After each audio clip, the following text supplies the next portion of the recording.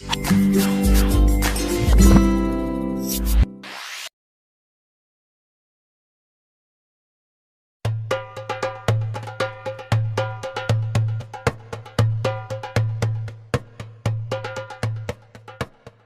Nabi Isa alaihi salam yang bernama Maryam terkenal dengan ketaatan dan kemuliaannya dalam menjaga kehormatan.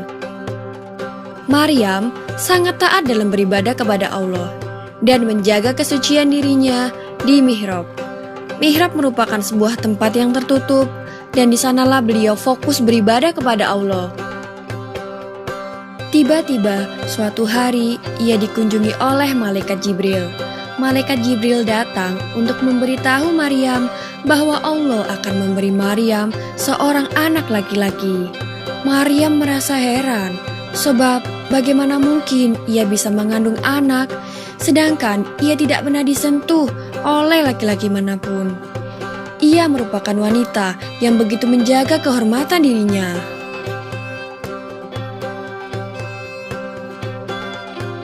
Lalu kemudian Maryam hamil. Hal ini membuat keluarga Maryam beserta penduduk menjauhi Maryam karena mereka berpikir bahwa Maryam telah berbuat dosa yang sungguh memalukan. Maryam pun terus berdoa kepada Allah, "Ya Allah, tolonglah hamba-Mu ini. Hamba yakin dan percaya atas semua takdir yang Engkau berikan. Berilah hamba kekuatan." Atas izin dan pertolongan Allah, lahirlah seorang bayi yang ada di dalam kandungannya. Bayi mungil nan suci itu diberi nama Isa. Saat salah seorang penduduk bertanya kepada Maryam, "Siapa nama ayah bayi itu?" Akhirnya bayi mungil itu menjawab, "Aku adalah hamba Allah," kata Nabi Isa yang masih bayi. Lalu orang-orang pun langsung terkejut mendengar jawaban bayi kecil itu. Bayi itu membuktikan bahwa Maryam adalah seorang perempuan yang suci, mengandung seorang bayi karena kehendak Allah semata. Setelah dewasa, Isa pun diangkat menjadi seorang nabi dan rasul. Isa berkata, "Sesungguhnya aku ini hamba Allah. Allah memberikan kitab suci Injil dan Allah menjadikan aku seorang nabi." Sebagai seorang nabi dan rasul, Isa bin Maryam juga dibekali berbagai mukjizat. Antara lain, ia dapat menciptakan burung dari tanah, dan mukjizat yang paling menakjubkan adalah ia dapat menghidupkan orang yang sudah mati.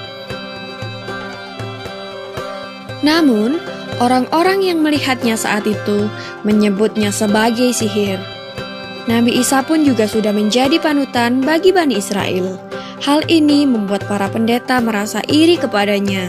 Oleh karena itu, para pendeta menghasut pihak kerajaan untuk menangkap Nabi Isa dan akan memberikan hadiah yang besar jika ada orang yang membantu menangkap Nabi Isa. Maka pada akhirnya, Nabi Isa harus berdakwah secara diam-diam dan berpindah-pindah. Dalam dakwanya, Nabi Isa dibantu para sahabat, yaitu Simon, Judas Iskariot, dan lain-lain. Suatu saat, salah satu sahabat Nabi Isa, yaitu Judas Iskariot, berkhianat. Ia tergoda oleh hadiah dari kerajaan. Ia lalu memberitahukan di mana tempat persembunyian Nabi Isa. Ketika Nabi Isa dikejar oleh pasukan kerajaan, beliau akhirnya bersembunyi di goa. Dan kemudian Allah mengangkatnya ke langit. Adapun Judas Iskariot yang berjalan paling depan, kemudian diserupakan wajahnya oleh Allah seperti wajah Nabi Isa. Akhirnya, Judas Iskariotlah yang malah ditangkap dan dibawa ke kerajaan. Dia diberi hukuman mati dengan cara disalib hidup-hidup. Dia pun dibawa ke Golgota dengan memanggul salibnya dan diberi mahkota kawat berduri. Begitulah akhir dari kisah Nabi Isa alaihi salam yang sejak dari bayi sudah diberikan kepandaian, sehingga sudah mampu berbicara dan berbagai mukjizat yang sangat mengagumkan. Maha suci Allah atas segala kehendak dan kuasanya. Semoga kisah ini bisa bermanfaat bagi kita semua. Amin ya robbal alamin.